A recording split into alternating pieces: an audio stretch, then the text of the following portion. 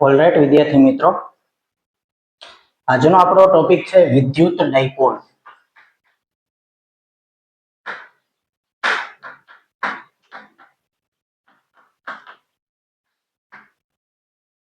હવે તમે અહીંયા જોઈ શકો છો કે એના નામની અંદર જેનો મતલબ સમાયેલો છે વિદ્યુત ડાયપોલ. ડાય એટલે બે અને પોલ એટલે ધ્રુવ. તો બે ધ્રુવ. હવે વિચારો તો વિદ્યુત કેટલા પ્રકારના હોય? પ્લસ અને માઇનસ. તો બે પ્રકારના વિદ્યુત ભારોથી બનતું તંત્ર એટલે વિદ્યુત ડાયપોલ. તો એક વિદ્યુત ભાર પ્લસ હોય પ્લસ ક્યુ અને બીજો વિદ્યુત ભાર છે માઇનસ ક્યુ. તો આવી રીતે આ બે પોલ છે, એક ધન વિદ્યુત ભાર ને બીજો ઋણ વિદ્યુત ભાર એટલે ડાયપોલ. બે પોલ, બે ધ્રુવો અને વિદ્યુતના બે ધ્રુવો એટલે પ્લસ ક્યુ અને માઇનસ ક્યુ. તો એકબીજાથી નિશ્ચિત અંતરે આવેલા પરંતુ બે સમાન મૂલ્યના અને વિજાતીય વિદ્યુત ભારોથી બનતું તંત્ર એને કહેવામાં આવે વિદ્યુત ડાયપોલ. આ એક તંત્ર છે વિદ્યુત ડાયપોલ એટલે કે બે વિદ્યુત ભારોથી બનતું તંત્ર. એને નામ આપવામાં આવ્યું છે વિદ્યુત ડાયપોલ. તો અહીંયા આપણે એની વ્યાખ્યા જોઈએ તો એકબીજાથી નિશ્ચિત અંતરે આવેલા. હવે આ બે વચ્ચેનું આપણે કંઈક અંતર ધારી લઈએ તો આપણી ટેક્સ્ટબુક પ્રમાણે આપણે કે અપૂર્ણાંક ન આવે એના માટે આ બે વચ્ચેના અંતરને 2a ધારવામાં આવ્યું છે. આ બે વચ્ચેના અંતરને 2a ધારી લીધું છે. પછી આગળ જતા એમસીક્યુ ની અંદર છે તમે કોઈ પણ અંતર ધારી શકો, x લઈ લ્યો, l લઈ લ્યો, y લઈ લ્યો, પણ અત્યાર પૂરતું આપણે આ બે વચ્ચેનું અંતર 2a ધાર્યું છે.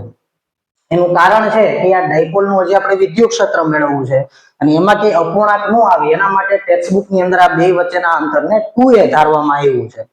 તો અહીંયા આપણે જો એની વ્યાખ્યા લખીએ વિદ્યુત ડાયપોલ ની, તો એકબીજાથી નિશ્ચિત અંતરે આવેલા, એકબીજાથી નિશ્ચિત અંતરે આવેલા. કેટલું અંતર છે નિશ્ચિત? બોલો તો અહીંયા 2a જેટલું નિશ્ચિત અંતર છે બે વચ્ચે. પછી અંતર બદલાતું નહીં હોય એટલે એકબીજાથી નિશ્ચિત અંતરે આવેલા બે સમાન મૂલ્યના. જોઈ લો બેનું મૂલ્ય સમાન છે, એક પ્લસ એક માઇનસ છે પણ બેના મૂલ્ય સમાન હોવા જોઈએ. તો બે સમાન મૂલ્યના અને પરંતુ કેવા? વિજાતીય. સમાન મૂલ્યના વિજાતીય વિદ્યુત ભાર. તો વિજાતીય વિદ્યુત ભારથી બનતું તંત્ર ને વિદ્યુત ડાયપોલ તરીકે ઓળખવામાં આવે. વિદ્યુત ડાયપોલ કહે છે. ફરીવાર એકબીજાથી નિશ્ચિત અંતરે આવેલા. જોઈ લો બે વચ્ચેનું નિશ્ચિત અંતર 2a છે. તો એકબીજાથી નિશ્ચિત અંતરે આવેલા અને પાછા બે કેવા હોવા જોઈએ? સમાન મૂલ્યના. જોઈ લો બેના મૂલ્યો સમાન છે. તો એકબીજાથી નિશ્ચિત અંતરે આવેલા બે સમાન મૂલ્યના પરંતુ કેવા છે પાછા? બંને વિજાતીય વિદ્યુત ભારોથી આવું જે તંત્ર બન્યું, આવા તંત્રને વિદ્યુત ડાયપોલ તરીકે ઓળખવામાં આવે. હવે તમે અહીંયા જોઈ શકો, હું તમને એવો પ્રશ્ન પૂછું કે તો આ તંત્રનો કુલ વિદ્યુત ભાર કેટલો? તો કે એક પ્લસ છે ને બીજો માઇનસ છે. તો આ તંત્રનો કુલ વિદ્યુત ભાર 0. તો વિદ્યુત ભાર વિદ્યુત ડાયપોલ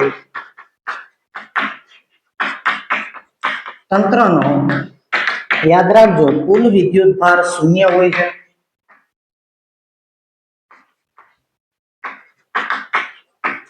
પરંતુ બંને વિદ્યુત ભારના સ્થાન અલગ અલગ છે અને સ્થાન અલગ અલગ હોવાથી એના લીધે વિદ્યુત ક્ષેત્ર 0 નથી થતું, પરંતુ તેનું વિદ્યુત ક્ષેત્ર 0 નથી. કારણ કે બંને વિદ્યુત ભારના સ્થાન અલગ અલગ છે અને સ્થાન અલગ અલગ હોવાથી એનું પરિણામી વિદ્યુત ક્ષેત્ર 0 નહીં થાય. જેમ કે તમે આ બિંદુએ મેળવો, આ બિંદુએ મેળવો, તો બેના પરિણામી વિદ્યુત ક્ષેત્ર તમે મેળવશો તો એનું પરિણામી વિદ્યુત ક્ષેત્ર 0 નહીં થાય, કારણ કે બેના સ્થાન અલગ અલગ છે. પણ તમને એમસીક્યુ માં એવું પૂછે કે વિદ્યુત ભાર ડાયપોલ તંત્રનો કુલ વિદ્યુત ભાર કેટલો? તો વિદ્યુત ડાયપોલ તંત્રનો કુલ વિદ્યુત ભાર વિદ્યાર્થી મિત્રો હંમેશા 0 જ હોય છે, પરંતુ તેનું વિદ્યુત ક્ષેત્ર 0 હોતું નથી. શા માટે? તેમાં લખી શકીએ કે બંને વિદ્યુત ભારોના સ્થાનો અલગ અલગ હોવાથી તેનું તંત્રનું કુલ વિદ્યુત ક્ષેત્ર 0 હોતું નથી. પછી વિદ્યાર્થી મિત્રો આપણે જોઈએ અહીંયા કે વ્યવહારમાં આપણને આવું તંત્ર ક્યાં જોવા મળે? તો તમે યાદ કરો, તમે NaCl નું ઉદાહરણ ભણી ગયા. માની લો કે Na પ્લસ અને Cl માઇનસ. માની લો કે બે વચ્ચેનું અંતર, બે પરમાણુ વચ્ચેનું અંતર 1 એંગસ્ટ્રોમ હોય તો એક પ્લસ છે બીજો માઇનસ છે અને બંને વચ્ચેનું અંતર 1 એંગસ્ટ્રોમ છે. આની વિદ્યુત ડાયપોલ કહેવાય. તો NaCl નો અણુ વિદ્યુત ડાયપોલ બનાવતો હોય. પછી HCl તો H+, Cl માઇનસ. તો આવા ઘણા બધા અણુઓ તમને વ્યવહારમાં જોવા મળે કે જેની અંદર તમને વિદ્યુત ડાયપોલ જોવા મળતી હોય. હવે હંમેશા આયનિક બંધ બને એ બધાની અંદર વિદ્યુત ડાયપોલ મોમેન્ટ હોય એવું જરૂરી નથી. સહસંયોજક બંધોની અંદર પણ વિદ્યુત ડાયપોલ મોમેન્ટ હોય છે. દાખલા તરીકે H2O. તો H2O ની અંદર જે છે એનું સ્ટ્રક્ચર કંઈક આવી રીતે હોય, ઓક્સિજન, હાઇડ્રોજન, હાઇડ્રોજન. હવે અહીંયા જે બંધન ઇલેક્ટ્રોન યુગ્મ હોય, જે ભાગીદારી કરેલી હોય, તે ઇલેક્ટ્રોન છે એ બંધન ઇલેક્ટ્રોન યુગ્મનું જોડકું હોય સ્લાઇટલી એવું ઓક્સિજન તરફ ખસેલું હોય. તો એ તમે કેમેસ્ટ્રીમાં ભણી ગયા છો. તો આ આંશિક માઇનસ બને, અહીંયા જોડકું અહીંયા ખસેલું એટલે આ આંશિક માઇનસ બને, તો આંશિક પ્લસ બને, આઈ પ્લસ બને. તો આ એક ડાયપોલ બની, જો માઇનસ પ્લસ થી એક ડાયપોલ બની, આ માઇનસ પ્લસ થી બીજી ડાયપોલ બની. તો પરિણામી ડાયપોલ છે કઈ રીતે મળશે એ આપણે આગળના MCQ માં જોશું. પણ અહીંયા પણ બે ડાયપોલ બને છે, જો માઇનસ પ્લસ માઇનસ પ્લસ.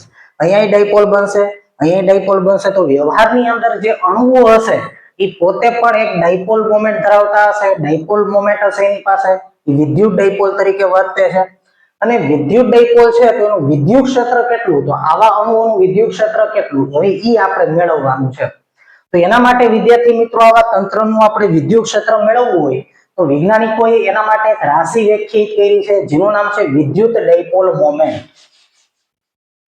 વિદ્યુત ડાયપોલ તંત્ર જે છે એના લીધે આપણે એની અક્ષ ઉપર, એના લંબ દ્વિભાજક ઉપર અને કોઈ જનરલ પોઈન્ટ ઉપર જો આપણે એનું વિદ્યુત ક્ષેત્ર મેળવવું હોય તો એના માટે વૈજ્ઞાનિકોએ એક રાશિ વ્યાખ્યાયિત કરી છે જેનું નામ છે વિદ્યુત ડાયપોલ મોમેન્ટ. તો વિદ્યુત ડાયપોલ તંત્ર એની એક રાશિ વ્યાખ્યાયિત થઈ છે જેનું નામ છે વિદ્યુત ડાયપોલ મોમેન્ટ, જે સદિશ રાશિ તરીકે એને વ્યાખ્યાયિત કરવામાં આવી છે, જેને આપણે સદિશ P વડે દર્શાવતા હોઈએ. વિદ્યુત ડાયપોલ મોમેન્ટ સદિશ P. ફરીવાર વિદ્યુત ડાયપોલ મોમેન્ટ સદિશ P, એને સદિશ P વડે દર્શાવવામાં આવે છે. એ સદિશ રાશિ છે. કઈ રીતે હવે આપણે જોઈએ. તો જો તો વિદ્યુત ડાયપોલ મોમેન્ટ એટલે શું? આની ઉપરથી જે રાશિ વૈજ્ઞાનિકોએ વ્યાખ્યાયિત કરી છે કઈ રીતે આની ઉપરથી એક રાશિ બનાવી. તો ઈ રાશિ બનાવવા માટે વૈજ્ઞાનિકોએ એવું નક્કી કર્યું કે ભાઈ વિદ્યુત ડાયપોલ ના કોઈ એક વિદ્યુત ભારનું મૂલ્ય ના કોઈ એક વિદ્યુત ભારનું મૂલ્ય તથા બંને વિદ્યુત ભાર વચ્ચેનું અંતર, બંને વિદ્યુત ભાર વચ્ચેનું અંતર ના ગુણાકારને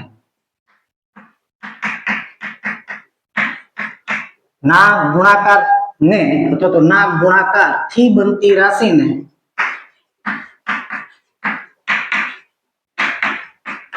વિદ્યુત ડાયપોલ મોમેન્ટ કહે છે. તો કઈ રીતે? તો જો તેને આ રીતે વ્યાખ્યાયિત કરી શકાય. હવે P બરાબર વિદ્યુત ડાયપોલ મોમેન્ટ સદિશ P છે. તો P બરાબર બે માંથી એક વિદ્યુત ભારનું મૂલ્ય, તો અહીંયા એક મૂલ્ય હું Q કહી દઉં, અને બે વચ્ચેનું અંતર, તો બે વચ્ચેનું અંતર 2a છે. તો આ બે ના ગુણાકારથી જે રાશિ બની 2aq અથવા તો Q * 2a, તો આને વિદ્યુત ડાયપોલ મોમેન્ટ કહેવામાં આવે છે. અને ઈ સદિશ રાશિ તરીકે એને લેવામાં આવે. તો અહીં આપણે એની દિશા પણ બતાવવી પડશે. તો એની દિશા કઈ લેવામાં આવે સદિશ P ની? તો તેની દિશા ઋણ વિદ્યુતભાર થી ધન વિદ્યુતભાર તરફ લેવામાં આવે. બોલો કઈ દિશામાં? ઋણ વિદ્યુતભાર થી ધન વિદ્યુતભાર તરફ. તો આને હું સદિશ સ્વરૂપે બતાવી દઉં 2a ને, અને 2a જે છે એની દિશા મારે માઈનસ થી પ્લસ તરફ લેવી પડશે. બરાબર છે. તો જો હું આને સદિશ સ્વરૂપે મારે લખવું હોય તો હું એને સદિશ સ્વરૂપે આમ બતાવી શકું. જો તો આ સદિશ P. શા માટે આ બાજુ મેં તીર કર્યું? ઓકે, કારણ કે એની દિશા માઈનસ થી પ્લસ તરફ લેવામાં આવે. બોલો કઈ દિશા લેવામાં આવે? માઈનસ થી પ્લસ તરફ એની દિશા લેવામાં આવે. વિદ્યુત ડાયપોલ મોમેન્ટ ની દિશા માઈનસ થી પ્લસ તરફ હોય, ખાસ યાદ રાખજો. અને આ તીરની લંબાઈ આ ગુણાકારના મૂલ્ય જેટલી લેવામાં આવે છે. બરાબર છે. તો અહીંયા આપણે લખીએ કે તે સદિશ રાશિ છે અને તેની દિશા કઈ દિશામાં? હજી એકવાર બોલી જાઓ. અને તેની દિશા ઋણ વિદ્યુતભાર થી ધન વિદ્યુતભાર તરફ લેવામાં આવે. ધન વિદ્યુતભાર તરફ લેવામાં આવે છે. હવે એનો એકમ બોલી જાઓ. બોલો એનો એકમ શું થશે? તો બોલો Q એટલે એનો એકમ કુલમ, અને 2a એટલે બે વચ્ચેનું અંતર મીટર, તો એનો એકમ થશે coulomb into metre. Coulomb into metre. ઘણીવાર વિદ્યાર્થી મિત્રો ભૂલ કરે છે. તમને દાખલાની અંદર એમસીક્યુ ની અંદર શું આપ્યું હોય તો કે તમને બંને વિદ્યુતભાર વચ્ચેનું તમને ડાયપોલ મોમેન્ટ આપી દીધી હશે. ડાયપોલ મોમેન્ટ કયા એકમમાં આપી હશે? કુલમ ઇન્ટુ મીટર એકમમાં. અને તમને વિદ્યુતભારનું મૂલ્ય આપ્યું હશે. એટલે બે વિદ્યુતભાર સરખા જ હોય એનું મૂલ્ય આપી દીધું હશે. અને તમને ગુજકેટની અંદર કે બોર્ડની અંદર એવો એમસીક્યુ પૂછાય કે તો બે વચ્ચેનું અંતર કેટલું? હવે તમે લોકો શું કરશો કે વિદ્યુત ડાયપોલ મોમેન્ટ તમને આપી દીધી હશે, કુલમ ઇન્ટુ મીટર હશે, પણ તમે એને સમજશો સેન્ટીમીટરમાં. એટલે ત્યારે તમે બહુ ઉતાવળમાં હોય એટલે ટેકનિકલી તમારું માઇન્ડ શું કરે તો કે સેન્ટીમીટર ને સીધા મીટરમાં ફેરવશો.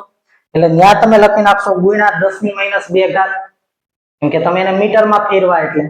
અને 10⁻2 ઘાત એકમમાં ફેરવશો એટલે તમારા જવાબની અંદર જે છે પોઈન્ટમાં વેરિએશન આવશે. અને એવો ઓપ્શન પણ આપ્યો હશે. તો આવી ખાસ ભૂલ ન કરતા, કેમ કે આવા એમસીક્યુ માં વિદ્યાર્થી મિત્રો અહીંયા ભૂલ કરતા હોય. કુલમ ઇન્ટુ મીટર ને સેન્ટીમીટર સમજવાની ભૂલ કરતા હોય તો આવી ભૂલ આપણાથી થવી જોઈએ નહીં. તો વિદ્યુત ડાયપોલ બે વિદ્યુતભારોથી બનતું તંત્ર છે. એકબીજાથી નિશ્ચિત અંતરે આવેલા છે બે સમાન મૂલ્યના વિજાતીય વિદ્યુતભારો, અને એનાથી એક રાશિ વ્યાખ્યાયિત કરી છે. એ રાશિને કઈ રીતે વ્યાખ્યાયિત કરી? વિદ્યુત ડાયપોલ મોમેન્ટને. તો કે બેમાંથી એક વિદ્યુતભારનું મૂલ્ય અને બંને વિદ્યુતભાર વચ્ચેનું અંતર. તો બે વિદ્યુતભાર વચ્ચેનું અંતર ને બેમાંથી એક વિદ્યુતભારનું મૂલ્ય, એ બેના ગુણાકારથી જે રાશિ મળી એને આપણે વિદ્યુત ડાયપોલ મોમેન્ટ કીધી, અને એની દિશા ઋણ વિદ્યુતભારથી ધન વિદ્યુતભાર તરફ લેવામાં આવે. એનો એકમ કુલમ ઇન્ટુ મીટર છે. તમે એનું પરિમાણિક સૂત્ર પણ બનાવી શકો. હવે અહીંયા આપણે બતાવી દઈએ જે Q બરાબર શું છે? વિદ્યુતભારનું મૂલ્ય અને 2a એટલે બંને વિદ્યુતભાર વચ્ચેનું કેવું અંતર છે? આ યાદ રાખજો, લંબ અંતર છે. કેવું અંતર છે? લંબ અંતર. બરાબર. તો 2a બરાબર બંને વિદ્યુતભાર વચ્ચેનું લંબ અંતર. હવે આપણે વિદ્યાર્થી મિત્રો શું કરવું છે તો કે આ જે વિદ્યુત ડાયપોલ મોમેન્ટ તંત્ર બન્યું, આ જે વિદ્યુત ડાયપોલ છે, બરાબર, વિદ્યુત ડાયપોલ તંત્ર, તો આ તંત્રનું આપણે વિદ્યુત ક્ષેત્ર શોધવું છે. તો એનું વિદ્યુત ક્ષેત્ર કઈ રીતે મળે? તો ટેક્સ્ટબુક ની અંદર આ પ્રશ્ન વેરી મોસ્ટ આઈએમપી ગણાય. એક તો આપણે એની અક્ષ ઉપર માની લો કે P બિંદુએ વિદ્યુત ક્ષેત્ર મેળવવું છે એના કેન્દ્રથી r અંતરે, અને એક તો એના લંબ દ્વિભાજક ઉપર, એટલે બંનેને જોડતી રેખાનું લંબ દ્વિભાજક. અહીંયા માની લો કે P બિંદુ હોય r અંતરે, તો અહીંયા વિદ્યુત ક્ષેત્ર કેટલું હોય? એક તો એની અક્ષ ઉપર, કાં તો આ બાજુ કાં તો આ બાજુ, પણ એની અક્ષ ઉપર, અને એક તો એના લંબ દ્વિભાજક ઉપર આપણે વિદ્યુત ક્ષેત્રના સૂત્રો સાબિત કરવાના છે. હવે આપણે આ સૂત્રો લઈએ. વિદ્યુત ડાયપોલ મોમેન્ટ તમે સમજાવો. હવે આપણે એના જો સૂત્રો સાબિત કરીએ, વેરી મોસ્ટ આઈએમપી સૂત્રો છે. બે સૂત્રો અલગ અલગ પૂછાય તો 2 માર્કમાં પૂછાશે, અને આખી સળંગ સાબિતી પૂછાશે બોર્ડમાં તો તમારે 4 માર્કમાં પૂછી શકાય. તો ચાલો હવે આપણે વિદ્યુત ડાયપોલ ની અક્ષ ઉપર વિદ્યુત ક્ષેત્ર મેળવીએ.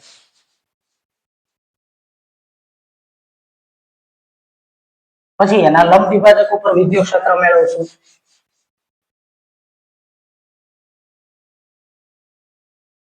ફરી એકવાર આપણે વ્યાખ્યા બોલી જઈએ. વિદ્યુત ડાયપોલ મોમેન્ટ એકબીજાથી નિશ્ચિત અંતરે આવેલા બે સમાન મૂલ્યના વિજાતીય વિદ્યુતભારથી બનતું તંત્ર એટલે વિદ્યુત ડાયપોલ. અને વિદ્યુત ડાયપોલ મોમેન્ટને વ્યાખ્યાયિત કરવી હોય તો બેમાંથી એક વિદ્યુતભારનું મૂલ્ય અને બંને વિદ્યુતભાર વચ્ચેના અંતરને આપણે વિદ્યુત ડાયપોલ મોમેન્ટ કીધું છે. અને P બરાબર શું સૂત્ર બન્યું? 2aq. 2a એટલે બે વિદ્યુતભાર વચ્ચેનું અંતર અને q એટલે વિદ્યુતભારનું મૂલ્ય. P બરાબર 2aq. યાદ રાખજો, P બરાબર 2aq. હવેનો આપણો પ્રશ્ન છે કે ડાયપોલની અથવા તો વિદ્યુત ડાયપોલની અક્ષ ઉપર વિદ્યુત ક્ષેત્ર.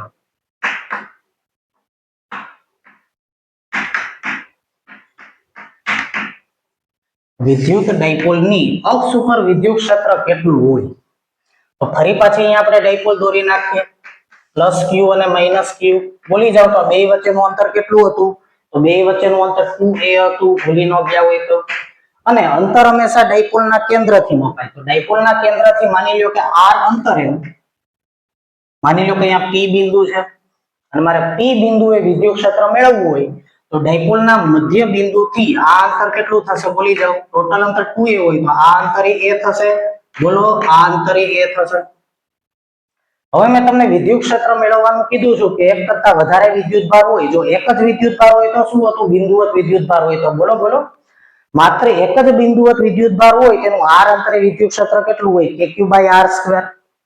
એક કરતા વધારે વિદ્યુત ભાર હોય તો એ બધા વિદ્યુત ભારનું વિદ્યુત ક્ષેત્ર મેળવીને એનો સદિશ સરવાળો કરવો પડે. તો અહીંયા પણ એક કરતા વધારે વિદ્યુત ભાર છે, જો તો કેટલા વિદ્યુત ભાર છે, 2. તો બોલો પ્લસ q થી આનું અંતર આપણે મેળવવું પડે, તો આ અંતર કેટલું થશે, તો જો તો આ અંતર કેટલું છે, તો કેન્દ્રથી આ અંતરને હું r કહી દઉં. આપણે કેન્દ્રથી r અંતરે વિદ્યુત ક્ષેત્ર મેળવવું હોય તો આ અંતર તો r છે, આ અંતર r છે, આ અંતર a છે. જો અહીંયાથી આ અંતર r છે, સમજો આ મધ્ય બિંદુથી આ અંતર r છે, જોઈ લો આ અંતર a છે, તો આ અંતર કેટલું થશે બોલો, તો વિચારીને કહો તો ફરીવાર. આ અંતર કેટલું છે, મધ્ય બિંદુથી આ અંતર r, આ અંતર a, તો અહીંયાથી આ અંતર કેટલું થશે, r - a. કેટલું થશે, r - a. જો તો આ અંતર r, આ અંતર a, તો બોલો આ અંતર કેટલું થાય, આટલું અંતર r, આટલું અંતર a, તો આ અંતર થશે r - a. તો પ્લસ q થી આનું અંતર r - a થયું, અને માઈનસ q થી કેટલું અંતર થશે, જો તો આ અંતર r છે, આ અંતર a છે. જો અહીંયાથી આટલું અંતર a, આ અંતર a, આ અંતર r, તો માઈનસ q થી આ અંતર r + a થયું. તો કોનાથી અંતર ઓછું થયું, પ્લસ q થી. તો પ્લસ q નું વિદ્યુત ક્ષેત્ર વધારે હશે, માઈનસ q નું ઓછું હશે. તો હું અહીંયા બતાવી શકું, બોલો પ્લસ q નું અહીંયા 1 કુલમ વિદ્યુત ભાર માનવા વિચારી લ્યો, તો વિદ્યુત ક્ષેત્ર એટલે 1 કુલમ ઉપર લાગતું બળ. તો જો તો વિદ્યુત ક્ષેત્રનું આમ હશે E+ એટલે પ્લસ વિદ્યુત ભાર, અને માઈનસ વિદ્યુત ભાર નું ઓછું હશે, અને માઈનસ વિદ્યુત ભાર અહીંયા 1 કુલમ ધન વિદ્યુત ભારને પોતાની તરફ ખેંચશે, એટલે એના લીધે વિદ્યુત ક્ષેત્ર આ રીતે આવશે, E-. બરાબર છે. તો હવે અહીંયા આપણે પરિણામી વિદ્યુત ક્ષેત્ર મેળવવું હોય તો આ બંને વિદ્યુત ક્ષેત્રને શું કરવી પડશે, બાદબાકી કરવી પડશે. જે હવે વિદ્યાર્થી મિત્રો આપણે આવતા લેક્ચરમાં લેશું. અત્યારે એક લાઈટ વહી ગઈ છે એટલે બોર્ડ ઉપર વ્યવસ્થિત પ્રકાશ નહીં પડે, તો હવે આ પ્રશ્ન આપણે આવતા લેક્ચરમાં કન્ટિન્યુ કરશું. Thank you.